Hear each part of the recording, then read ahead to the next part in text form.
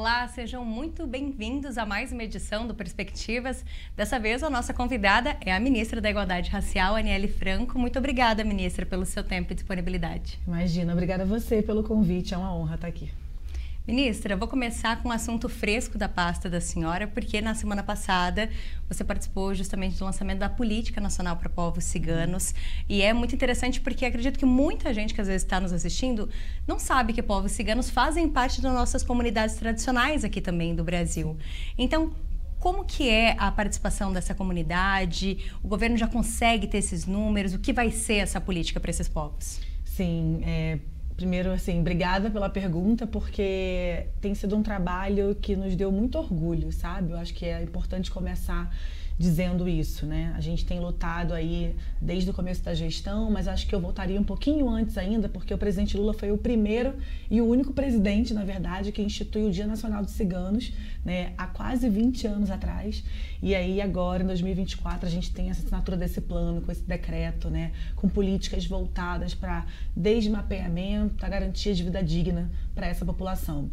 Nós não tivemos ainda um censo cigano, por exemplo, como tivemos ano passado o primeiro censo quilombola. Mas o que temos de dados hoje, por isso que dentro desse plano também o IBGE é um dos nossos parceiros, né, para essa busca de dados, enfim, aprimoramento da política. A gente tem ali mais ou menos quase 40 mil ciganos ao redor, espalhados pelo Brasil, né, ao redor do nosso país. E por isso que foi tão importante o lançamento aqui, Paula, porque a gente pôde ver no olho deles, a gente pôde estar ali junto com eles, sentindo a emoção de terem sido reconhecidos, de terem sido cuidados, né? Essa política é uma política que vai ter um prazo agora pelos próximos anos, né? Agora começando em 2024, mas a gente já pôde sentir a diferença de saírem de um anonimato, né? Como eles mesmos falaram ali no evento, para agora essa visibilidade que o presidente Lula fez há quase 20 anos atrás e agora retoma também. Então, é realmente esse passo inicial de conseguir entender quem é essa população, quais são as necessidades dela, para daí a gente conseguir formular essas políticas públicas. Sim, perfeito. Nós temos uma secretaria que é voltada para povos de terreiros, matriz africana e também povos ciganos, né? Então, no ano passado, nós rodamos o país, né, indo em todas as regiões onde eles estão, ouvindo, entendendo quais eram as demandas mais necessárias e urgentes, né? Desde documentação civil básica que eles não tinham, até a própria terra, né, a moradia, a vida digna, que é o que eles mais nos solicitaram. Então, esse plano, ele além das escutas, ele traz agora também os próximos passos, né, que a gente tem aí parceria com outros ministérios, mas para além disso também a gente espera concretizar tudo, né, ou deixar minimamente encaminhado até o final da nossa gestão. E falando em gestão, quais são as metas ainda, já que a gente já está nesse quase meio do caminho de verdade aqui de gestão, quais são os planos ainda para esses próximos 2 anos? Sim, olha, você sabe que uma das nossas maiores dificuldades no começo do nosso mandato era entender e identificar, não que nós não soubéssemos, mas por onde começarmos, as emergências, né? Porque por sermos muito transversais, tínhamos muitas metas. E assim, eu sempre costumo brincar com as meninas que todos os dias a gente tem que avançar um pouquinho em cada uma.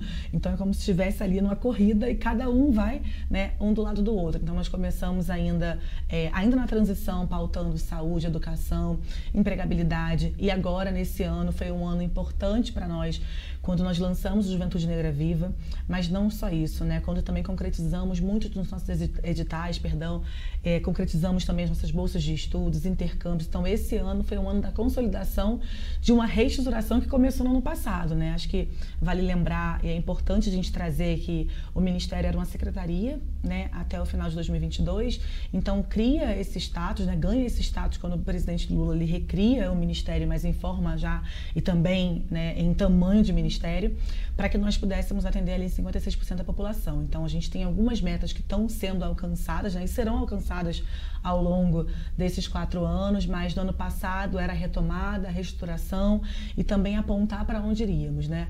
Esse ano a gente já está ali dentro do PPA, a gente conseguiu lançar o Juventude Negra Viva, os editais já estão na rua, em sua maioria, né? As bolsas de estudos que foram anunciadas ano passado já estão também caminhando nesse ano, então tem aí alguns pontos importantes e também dentro da questão quilombola, que a gente sabe que vem de décadas e décadas, a gente também tem conseguido avançar. A senhora mencionou o PPA, o Plano Plurianual, né? É bem importante a gente até destacar como o Ministério da senhora tem atuado junto com vários outros ministérios. Sim. E daí eu te questiono como tem sido colocar esse viés do olhar da igualdade racial em diversas outras políticas públicas, porque é colocar a igualdade racial numa política pública de agricultura, colocar numa política pública de educação. Como que tem sido trabalhar em conjunto? Sim, desde o começo, eu acho que no dia da posse do presidente Lula, ele fez ali uma fala muito importante, né? Em ambos os discursos dele, né, tanto no Congresso quanto lá dentro do Palácio, ele falava e referenciava muito mulheres, negros e toda a população LGBTQIAP+, e outras. E dali eu acho que as pessoas conseguiram sentir o que seria esse governo e o que é, né, também ser liderada por um presidente que é humanizado e que entende que os mais vulnerabilizados precisam de ajuda. A transversalidade, ela aconteceu um pouco que naturalmente, assim, acho que com quase todas as pastas, né? Não teve uma pessoa que a gente procurou que não tenha trabalhado conosco, por exemplo. Então, vários dos nossos projetos têm outros ministérios em conjunto. Vou citar aqui um exemplo que há muitos anos o Movimento Negro vinha pedindo uma saúde da população negra dentro do gabinete do Ministério da Saúde. E é a primeira vez que a gente consegue fazer isso. Óbvio, também tem muito a ver porque a Anísia, que é essa mulher incrível que eu tenho muito orgulho de caminhar junto, mas também tem a ver com a responsabilidade, né, com o compromisso com essa população, e a gente consegue colocar a saúde da população negra dentro do gabinete da ministra Anísia e começar pautas assim incríveis que há anos eram feitas, mas que ainda demoravam um pouco a se concretizarem. Então, fosse campanha, ou fosse auxílio, ou fosse campanhas concretamente dizendo que chegariam a Clínica da Família, dentro do SUS, e foi o que nós conseguimos fazer com ela. E outros exemplos, como a ministra Esther, na administração pública, com o nosso decreto dos 30%. Então, a transversalidade, ela ocorreu desde o começo, mas também ela pode ser vista agora, sabe? Hoje, por exemplo, o plano, né, dos ciganos, que citamos aqui agora no início da entrevista, a gente tem ali a composição com 10 ministérios, né? Cada um ajudando com a sua especificidade. Então, a transversalidade, é impossível a gente pensar uma igualdade racial sem a gente pensar a transversalidade nesse lugar. E essa transversalidade também acaba acontecendo com os outros poderes. Em muitos assuntos, né, a atuação do Ministério. Inclusive, agora, um pouquinho antes desse recesso legislativo, houve uma grande movimentação do Ministério da Senhora para a questão do PL das cotas para serviço público, porque a gente teve agora em junho o vencimento, na verdade, né, dessa política de cotas, teve decisão do ministro Flávio Dino perdurando, então a gente não tem um conflito para o concurso nacional unificado que acontece já agora, semana que vem. Mas como que está essa articulação para a Câmara? Porque lá no Senado teve resistência da oposição, se debatendo sobre por que não cotas sociais ao invés de cotas raciais. E na Câmara a gente sabe que a oposição é um número até maior. Então, como que está essa articulação? Olha, Paola, eu sempre sou e serei aquela pessoa que o diálogo é o que vence quando qualquer pauta esteja na mesa, e um diálogo com respeito, com responsabilidade, né, trazendo dados. Eu acho que antes até de falar do PL de cota no serviço público, eu sou fruto de cotas no ensino superior, né? Então, assim, eu defendo muito, e a gente tem aí um aumento de 400% nos últimos 20 anos, né, de acesso a estudantes negros nas universidades. O PL de cota no serviço público é algo também que a gente precisa dar o exemplo nós mesmos. Então, por isso que a gente pensou no decreto dos 30%, por isso que a gente começou a incidência ainda no ano passado.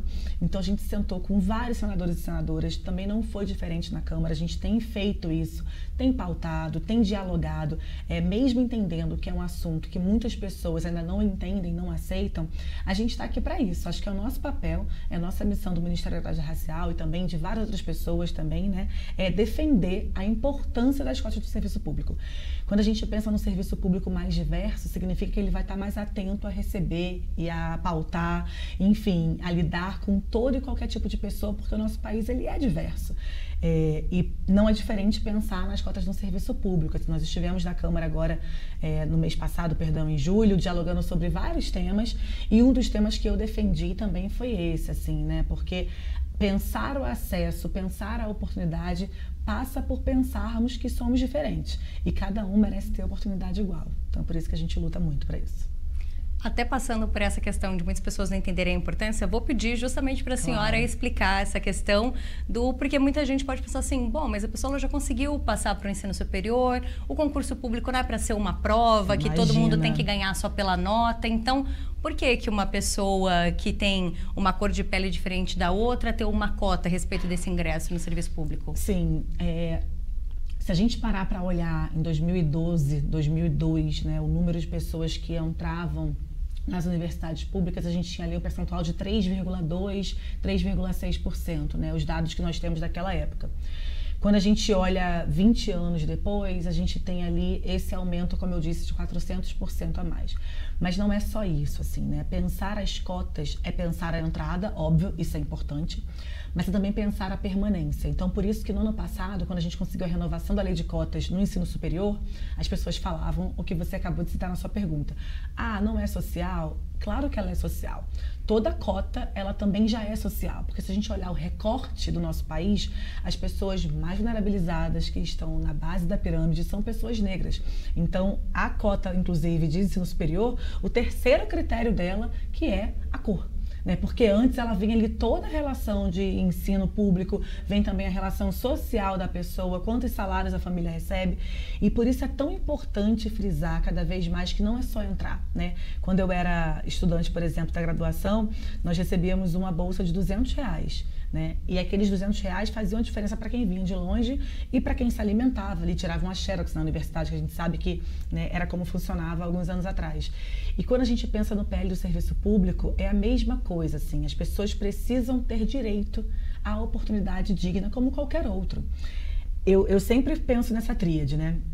Cotas do ensino superior, cota do serviço público e o nosso decreto. Eu acho que é o nosso exemplo do governo federal da administração pública de olhar, olha, a gente pode fazer também, então é isso que a gente quer passar. Óbvio, tem a decisão do ministro Flávio Dino, como você cita, tem a decisão também da renovação desse ano, tem pessoas que contestam, mas contra dados, né, contra estudos, todo e qualquer argumento que não é fundado nesse sentido também, não vale a pena. Então, a gente poder estar abrindo portas e fazendo com que as pessoas também alcancem espaços, tenham empregos dignos, né, que pode aí gerar várias carreiras, eu acho que assim não tenho que contestar. Assim, e para encerrar, ano passado quando nós assinamos junto com o ministro da AGU, né, o programa Esperança Garcia, que dá bolsa de estudo para advogados recém-formados para que eles possam estudar e ingressar nessa carreira. É um pouco disso, assim, pensar as oportunidades para cada pessoa do nosso país passa por a gente racializar e transversalizar também. Até porque são pessoas que passam por outras dificuldades sociais, de saúde mental, que uma pessoa branca não passa também junto de todos os conflitos de estudo, né? Enfim. Exato. E junto a esse assunto sobre cotas, ministra, a gente também está acompanhando o debate sobre a possível PEC da anistia também no Congresso Nacional, que é para justamente tentar fazer com que os partidos não sejam penalizados por não terem cumprido aquela cota de recursos para as candidaturas de mulheres e de pessoas negras. Ainda que eles possam compensar para conseguir ganhar essa anistia nos próximos anos, a gente está falando de não ter uma penalização por não ter cumprido lá atrás. Sim. Se faz muita crítica sobre o próprio Congresso não cumprir aquilo que ele determinou e simplesmente ir passando para frente. Então, queria a visão da senhora sobre esse debate e também sobre como isso fica de estímulo para as candidaturas, né, de pessoas negras agora, municipal, e também daqui a 2 anos. Você sabe, Paola, que toda vez que a gente fala sobre eleições e mulheres, é um assunto que me atravessa muito pessoalmente, assim. Existem vários tipos de violência política contra as mulheres e contra as mulheres negras no nosso país. E a minha irmã foi o ápice disso, né? Infelizmente. Mas, para além disso, tem várias outras maneiras da gente desmotivar mulheres a entrarem nesses espaços que, historicamente, por anos e anos, nos são negados, né? Onde as pessoas acham que não é pra gente, que não pertence a isso. Eu acho que é mais uma prova, é mais uma barreira, infelizmente, para quem tem interesse, para quem tem vontade de chegar nesse espaço. Eu sou aquela pessoa que sigo defendendo mais mulheres na política, né? É assim que eu me forjei na minha vida inteira, não seria diferente estando aqui, e eu tenho certeza que não só o presidente Lula, mas todo mundo que me acompanha no trabalho sabe que essa seria a minha posição, acho que esperam também isso de mim, mas é muito importante que a gente frise cada vez mais que, ao invés de criarmos mais barreiras, né, para que mulheres cheguem e permaneçam nesses espaços, a gente precisa criar metodologia, enfim, estratégias, formas, maneiras para que elas não só entrem, mas também permaneçam, né? Essa é a minha maior, é um dos meus maiores lemas, na verdade, né, de defesa da vida política, porque eu vi a minha irmã se formar, crescer, galgar o seu próprio espaço, chegar ali democraticamente, e o quanto foi difícil para a gente lutar, né, para ela estar ali. E assim como são outras famílias espalhadas pelo Brasil também, pelo mundo, na verdade. Mas quanto mais nós pudermos, né, na verdade, impulsionar e fortalecer, acho que essa sempre vai ser o lado que eu estarei para que mais mulheres cheguem nesses espaços de poder e de decisão.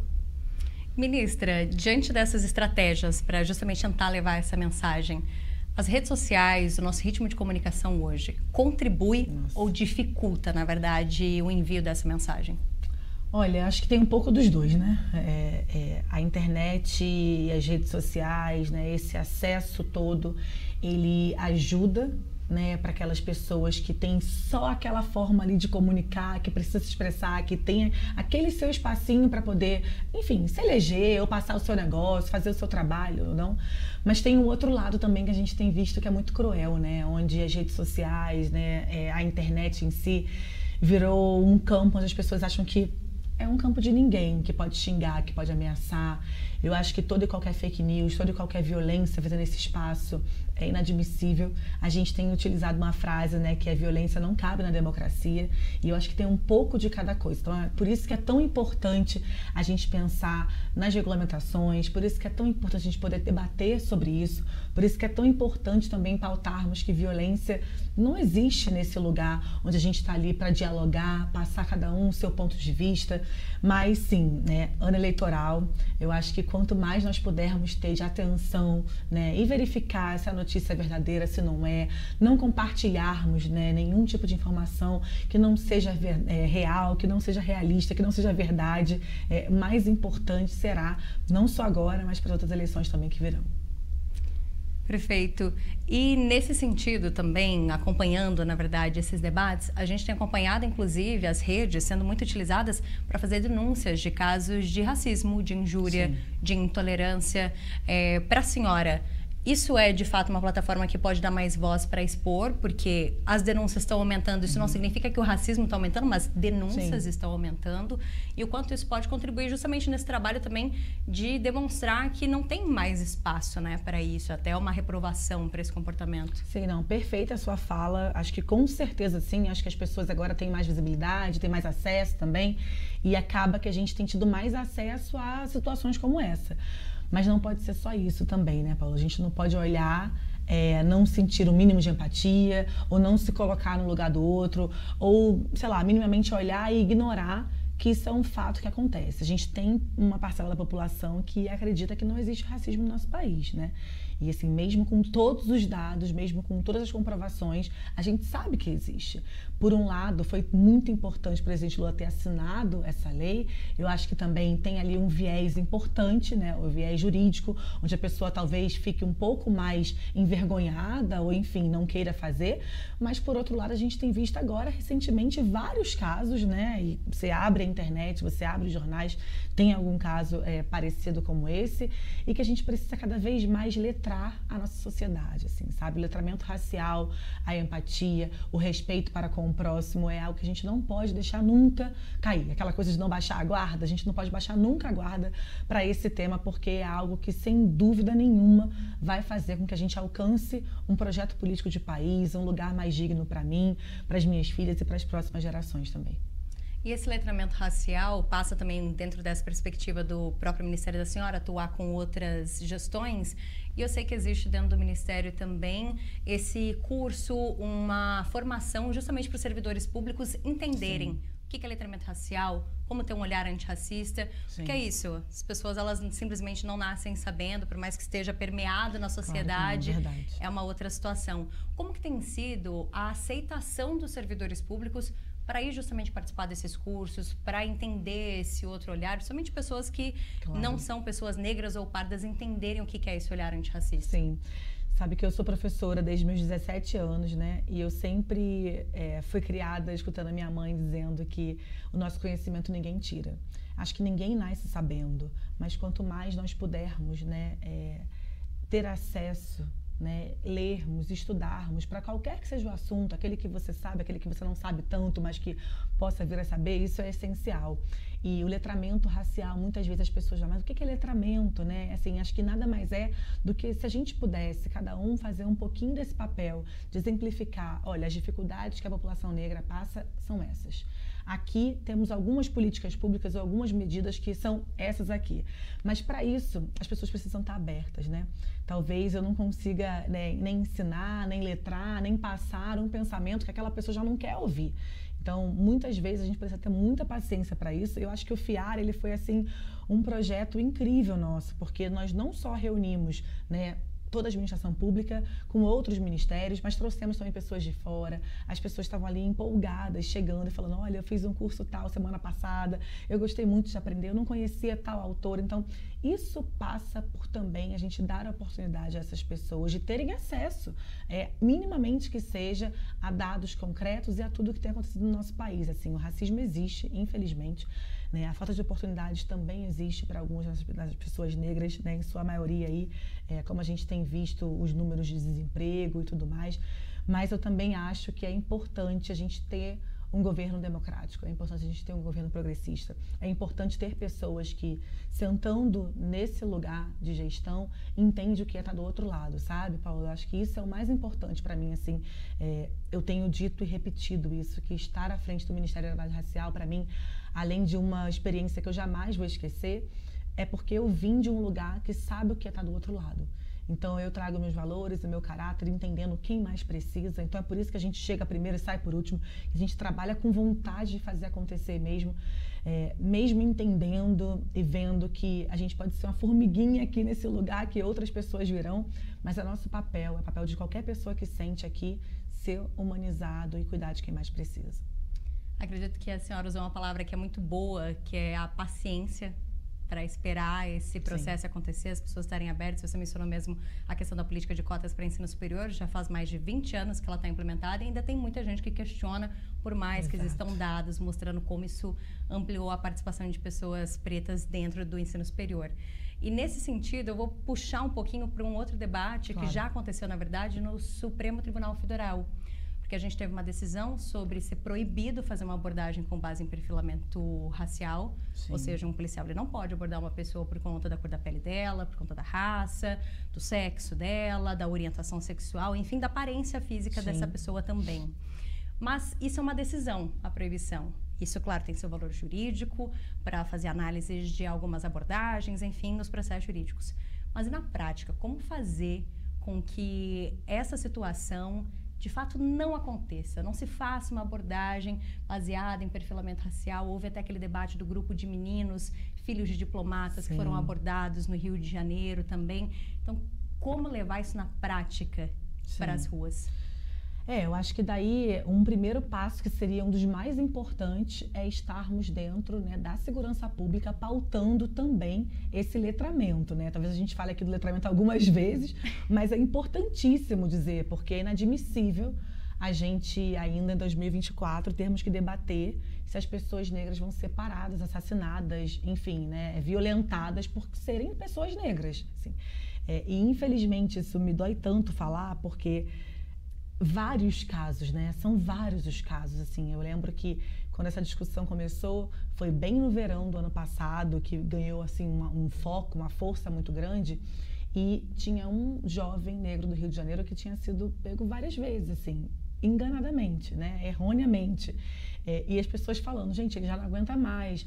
Mas, assim, isso é um caso de vários outros que aconteceram, né? Então, eu sempre dou o exemplo de quantas e quantas vezes eu entrei numa farmácia e fui seguida, né? Ou entrei para fazer compras numa loja e fui também seguida, junto com a minha irmã, ou várias outras pessoas que estivessem comigo, se fôssemos pessoas negras. Então, não é algo que vai ser tão simples tirarmos, mas é algo que a gente precisa debater. A gente precisa debater, a gente precisa cuidar, a gente não pode mais permitir que nenhum jovem do nosso país seja tombado a cada 25 minutos. Isso não é a Aniele que fala, isso são os dados, né, que demonstram pra gente desse estudo do dados do Fórum de Segurança Pública.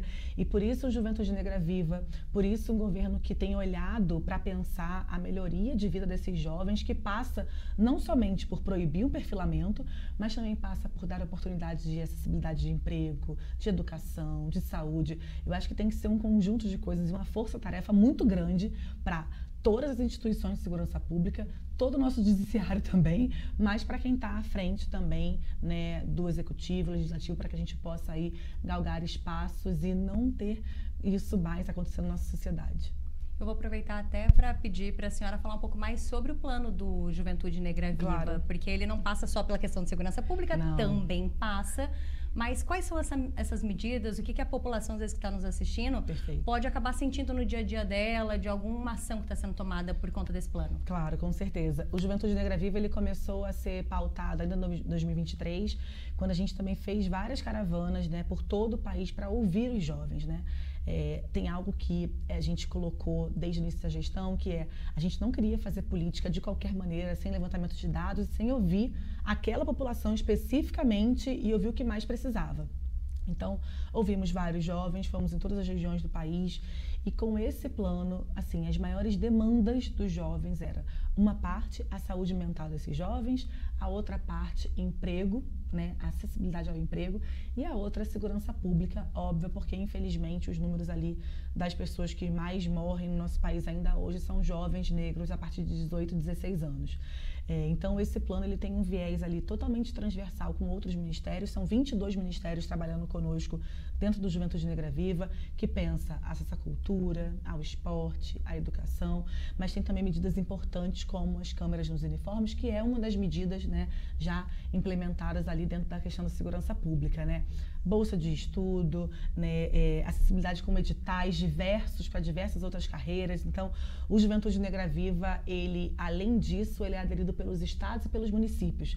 Então, a gente começou, após a assinatura, também rodar o país. O ministro Márcio Macedo, também na Secretaria-Geral, é um dos coordenadores também junto conosco. E a gente tem conseguido implementar aí o plano, não só, né, principalmente na área da saúde, de segurança, de emprego, mas também agora na área da educação, que tem várias outras vertentes que cortam ali junto com o ministro Camilo, agradecendo aqui a ele mais uma vez, como sempre, mas que as pessoas já vão poder começar a observar em breve. E puxando de novo para o Claro. STF, ministra, a gente também teve aquela decisão sobre a descriminalização das pequenas quantidades de porte de maconha. Claro. Foi muito falado pelos ministros durante todo o julgamento, a questão de como havia essa grande distinção para tratar um menino, ou na verdade um homem, né, acima de 18 anos, um homem preto que estava sendo parado ali num bairro periférico, de um homem branco em um bairro de classe média ou um bairro de classe alta, para fazer essa distinção usuário-traficante. Na visão da senhora, essa decisão do Supremo consegue atender o que os ministros gostariam que fosse atendido, de parar de ter essa discricionariedade assim tão forte a respeito da situação? Ou, na verdade, ainda tem que se fazer mais a respeito desse assunto ali de como classificar, fazer essa distinção, que é justamente uma questão que passa pela questão racial? Não, é um passo dado importantíssimo, né? Mas a gente precisa lembrar que a descriminalização não é a legalização. Eu acho que isso foi fundamental e foi muito debatido. Muitas pessoas, né, divulgaram, repostaram, compartilharam essa frase. Mas, no todo, se a gente olha para o nosso sistema carcerário no nosso país, infelizmente, mais de 70% são de pessoas negras. Então, esse passo sendo importante, assim como o perfilamento, acho que não somente, acho que são dois fatos e dois assuntos bem polêmicos para algumas pessoas, mas também extremamente importante para o nosso povo, porque quem segue não só sendo preso, assassinado, né, e parado nas ruas, em sua maioria, são pessoas negras. Então, por isso, a importância da gente pensar cada passo, mas com responsabilidade. E eu acho que isso que foi feito, assim, né? Eu me lembro perfeitamente dessa discussão ainda quando eu estava, talvez, no ensino médio, quando as pessoas já falavam sobre isso e vários deputados, vereadores foram crescendo a partir dessa pauta. E hoje estarmos aqui, né, e ver que o governo não só pautou, mas também teve ali a sua defesa de posição, eu acho que é importante. E eu repito, como qualquer outro tema polêmico que a gente tenha, a gente não pode se esquivar e não pode também achar que outras pessoas vão decidir quando a gente senta numa cadeira como essa. Mas é importante dizer que, né, descriminalizar não é legalizar, que eu acho que muitas vezes as pessoas tentam contornar ali e fazer com que a coisa seja diferente do que foi feito, mas enquanto, né, ministra da Igualdade Racial, e que a gente sabe que tanto o perfilamento, tanto quanto a descriminalização, a gente precisa pautar para que o nosso povo pare de ou ser o maior, né, povo assassinado no nosso país e também mais preso. Então, essa definição de 40 gramas, pelo menos como referencial, porque existem diversas outras situações de critérios, na análise da senhora, é uma medida que pode evitar essa situação de encarceramento mais de pessoas pretas do que pessoas brancas? Sim, não, eu acho que é uma medida que caminha para esse viés, onde a gente vai ter uma diminuição e um entendimento maior dessa descriminalização, perdão. Porque não dá para somente pessoas negras, ou em sua maioria, como você traz até mesmo na sua pergunta, ser somente elas que vão ser paradas e que vão ser atuadas e que vão ser presas. Eu acho que essa é uma discussão, é uma pontinha da discussão, a gente não tem muita coisa para fazer, mas é uma discussão importante, é um caminho, foi um passo dado com responsabilidade, que eu acho que a gente vai ter um viés aí importante pelos próximos anos e meses para pautar a diminuição do encarceramento em massa da nossa população. E para a gente fechar judiciário nessa conversa, ministra, claro, vou pedir um pouco de licença do cargo de ministra, porque a senhora mencionou justamente o exemplo da sua irmã, que foi vítima, enfim, de uma violência muito grande. E a gente tem, a partir da próxima semana, o começo das audiências de instrução, justamente para as ações penais dos homens que se tornaram réus, agora na questão do assassinato da Marielle Franco. Qual que é a expectativa da senhora, e daí não digo como ministra, mas enfim, como irmã de Marielle Franco, sobre toda essa audiência de instrução, o processo agora, as ações penais que vão correr? Claro. Nós esperamos muito tempo, né, enquanto família, para ter um passo dado concretamente falando sobre o caso da Mari, né? E acho que esse ano, assim, enfim, foi talvez um susto pra gente, né? Assim, algumas prisões a gente esperava, outra não, mas eu realmente espero que a gente consiga fazer justiça sobre esse caso, sabe? Para mim, a maior justiça seria a minha irmã estar viva, né? E estar aqui ainda conosco. Mas a gente segue acreditando que a justiça vai ser feita e que os culpados vão pagar por esse crime. Para a senhora e para sua família, algum ponto ainda falta explicação a respeito do que aconteceu com a Marielle, do porquê decidiram tomar essa atitude, enfim, tão extrema de assassinar a sua irmã? É difícil porque tem muitos pontos do crime da Mari que a gente lida com suposição ainda, né? Que as pessoas falam, pode ser, deve ser, mas pra gente, acho que nunca vai entrar, acho que nunca entrou na minha cabeça o porquê a minha irmã. Eu sei que pode ter atuação, tem várias especulações, vingança, enfim, pessoas com quem ela lidava, assuntos que ela tocava, mas na minha cabeça nunca eu vou conseguir ser capaz de entender, seja lá qual for o motivo, que leve alguém a assassinar ou minimamente planejar um crime como o da Mari foi planejado, assim, né? Tipo, a gente precisa lembrar, 5 tiros na cabeça, tipo, quase 20 tiros no corpo inteiro, de uma crueldade, né, de uma frieza, e ainda agora a gente vê as pessoas falando como planejou, como ia, como se estivesse rasgando uma folha de papel, assim, é muito difícil. Eu não sei se faltam respostas ou se as que tem não cabem dentro do meu peito enquanto irmã, enquanto família, sabe? Eu acho que eu não saberia te responder assim tão perfeitamente, mas é algo que, pra mim, se eu pudesse voltar em 2018, talvez, acho que era o que eu faria, assim, para não ter que passar por nada disso. Então... Realmente, de fato, não tem injustiça maior do que seria, na verdade, Marielle ainda está, de fato, com a gente. Bom, ministra, agora voltando ao papel de ministra, eu agradeço muito o seu tempo, sua disposição, por estar aqui conosco nessa entrevista. E, claro, o espaço fica aberto aqui para próximas oportunidades. Claro, obrigada a você. Uma honra e um prazer estar aqui com você também. Obrigada pelo convite. Bom, e você que está nos acompanhando, eu te aguardo na próxima edição do Perspectivas.